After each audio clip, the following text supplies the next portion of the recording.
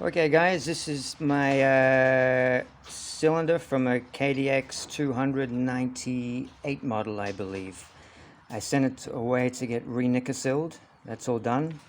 I got the head studs back in. This is the power valve assembly. So I want to make a video about the KIPS rattle, and more specific is that the KIPS rattle is a myth. It should not rattle. You'll see a lot of people post online, is this rattle normal? Most people will come back and say yes, it's normal, that's what KDXs do, that's how they're designed.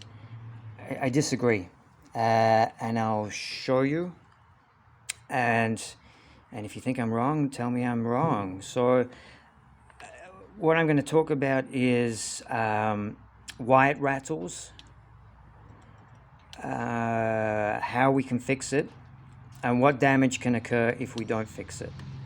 So I'll pull it apart. The rattle has two sections, two parts. It will be the rattle from the main valve assembly, and it will also be the rattle created by the shaft running through. So I'll go through the rattle from the main power valve first, and I'll show you why it rattles.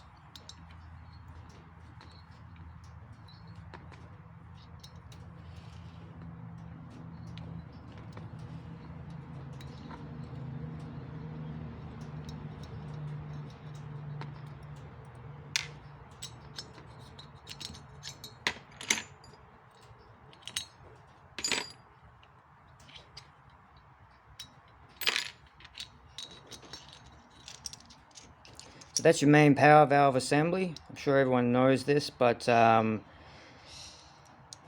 that's in the closed position. That blocks off the exhaust port, and it reduces the size of the exhaust port as the KIPS valves open. What's going on here? That's right. That comes back, it lifts this up, and now you have a larger diameter exhaust port. So we'll just focus on just this one piece for now. We won't worry about that. Just for the video, we'll put this back in and put the screws back in.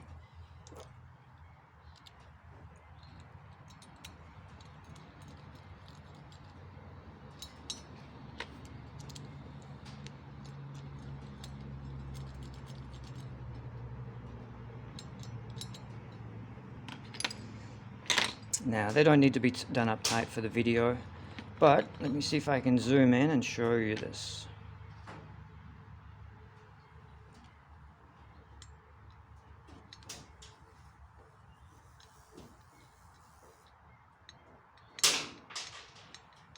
It's going to be hard for the camera to pick that up, but the screws are not even holding. Hear that? So these screws push down on here, and they force that into the cylinder, and that holds that in position. And as you can see, that's just rattling around. And I'll show you why that's rattling around.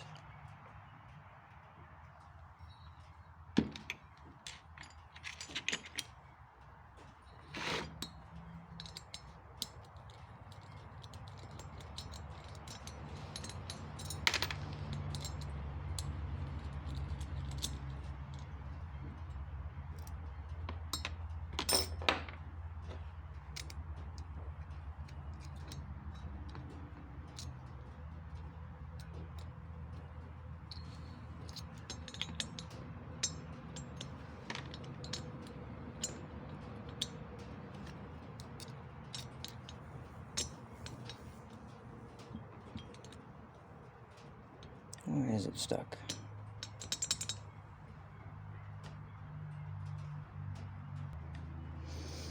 Okay, just paused the video just so I could get this out.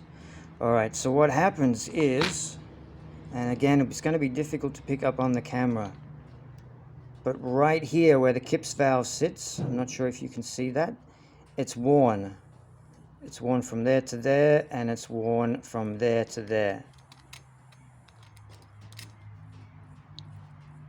That sits in there. So now the these bolts no longer make contact with this to hold it in position. And if you look at this, you can see, because it's been rattling around, you can see right there, it's starting to wear. So that's one reason that the KIPS valves, this main KIPS valve rattles. So what can we do? Can we fix it? There's a few ways you can fix it. I'm going to show you the way I fixed it. I came up with this idea a couple of years ago, and at the time I wrote about it on a forum, and I was basically told I was full of shit, that it can't be fixed because it's designed in such a way that it rattles. And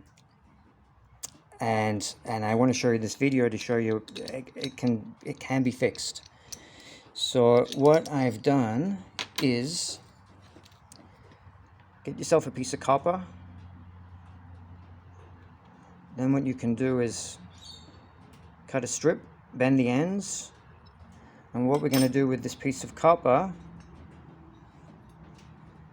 is this will be a shim, and this will sit behind the main power valve. It'll raise it towards me, and then I can bolt it down. So I'll just pause the video, put it in, and show you. Okay, the shim's in. So as you can see, that is the shim. And it's best you do it in one piece. If you were to just put one piece here and one piece here and nothing in the middle, if anything was to go wrong and it would fail, then that piece of copper would fall down and it would go into the cylinder. This way, if you have one piece, it's not going to fall down. At the moment, it looks like it might fall down if anything goes wrong, but when this sits in there, there's no way that that piece of copper can fall down. Also, what I would suggest is just giving it a little tap with a brass punch and then tightening these bolts up again. That will just allow it to sit and seat flush and perfectly. So that's how I fixed the rattle, and if I move that, you can see there is no movement at all. So I came up with this idea when I was in Thailand. I was in a small condo. I had not much access to tools. So that's what I came up with the resources that I had. It's just a piece of copper. If the copper is too thick, just cut it a little bit thinner. Take it to an anvil or anything you've got and just lightly tap it. Just tap it with a small hammer, and you can thin out the copper until you get exactly the right size that you want. So yeah, so that's fixing the exhaust valve. So what I'll do now is I will take the shim out.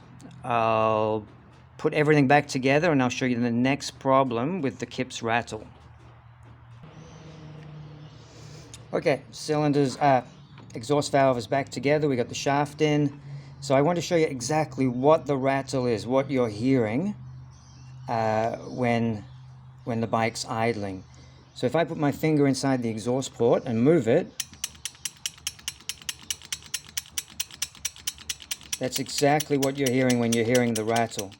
You're hearing a combination of this exhaust valve here is rattling against the cylinder because it's not held down tight. And the second thing is this one here, that's moving around. Now Kawasaki has a system to stop that happening. And this really annoys me when people think they can just take parts off and make it better. So what happens is there's a gear that goes in there, and this gear has a flat surface on it. I think it goes like that, but it doesn't really matter. Turns that direction. That probably goes like that.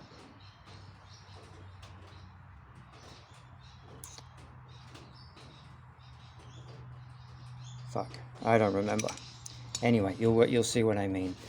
So this bolt here goes inside. It has a spring, and there's a ball bearing that sits inside.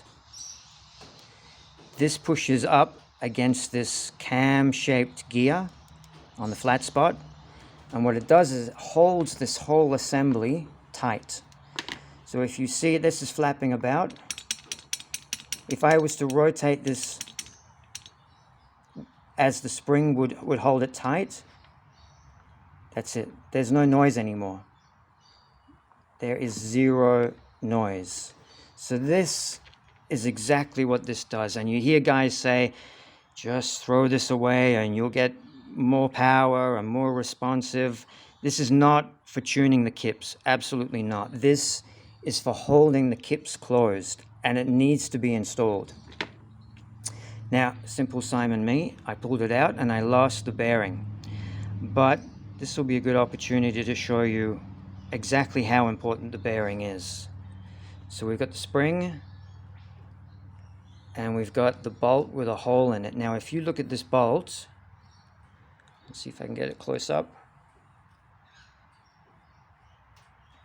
You can see that this bolt is ovaled out. It's worn. So if you imagine the ball bearing is sitting in there, and this ball bearing can rock backwards and forwards. If that can rock backwards and forwards, it means it's not holding this gear in place, and then the whole shaft will gently rock backwards and forwards. So the next time you're working on your bike and you're looking at the KIPS valve, take this plug off. As it's idling, if you see this gear rocking backwards and forwards, there's an issue. It should not rock backwards and forwards. So yeah, so this is worn. There's two ways you can do it. You can either get a bolt, drill another hole, make your own, or buy yourself an oversized bearing and sit it in there. So again, this is not for the timing of the KIPS valve. This is to hold it closed. What's next? Okay, so what happens if we don't fix it? So one of the things that happens is, and I should have shown you, I'll pause the video, I'll take this whole assembly back out, and I'll show you the wear that can occur.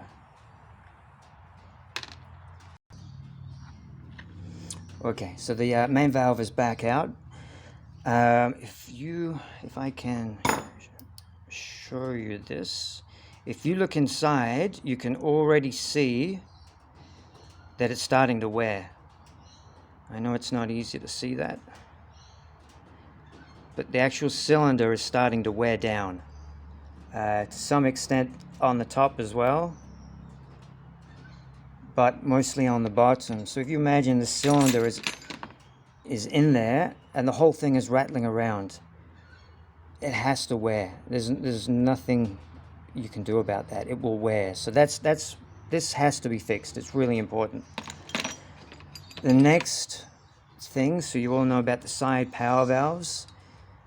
I don't remember which side they go on, doesn't really matter. But if you imagine if the power valve, if this whole thing is rattling around, you have this main shaft which is rocking backwards and forwards. This is connected to these gears, so these will also, over exaggerated, these will rock backwards and forwards. And what happens is, and this is what I think what happens, power valves break often. One of the reasons they break is the power valves are cast, and right here is a weak spot where the casting mark is. So, and these are very hard. They're aluminium, but they're hard. So like anything hard, it becomes brittle. So as it's rocking backwards and forwards, it's starting to harden the material and around this area, and that becomes brittle. So that's one reason that the power valves can break. The second reason is carbon builds up on these edges all the way around. As it builds up, it ends up getting jammed in the bottom of the hole at the mating surface, because normally it would turn freely. If your bike runs particularly hot, these will expand and they will jam up and seize, and then as the KIPS valve opens, it will just snap this clean off. I've had it happen to 2 exhaust valves, and they're not cheap. You got to order these from Japan, and I think from memory, they were $170 each. So yeah, so you don't want to break those. That's it. That's the reason that the KIPS valve rattles. I think I've made a point for why it shouldn't rattle. If you see anything wrong with what I've done, let me know. I've been wrong in my life more than I've been right, so I'm open to learning. But hopefully that will dispel the myth of the KIPS rattle.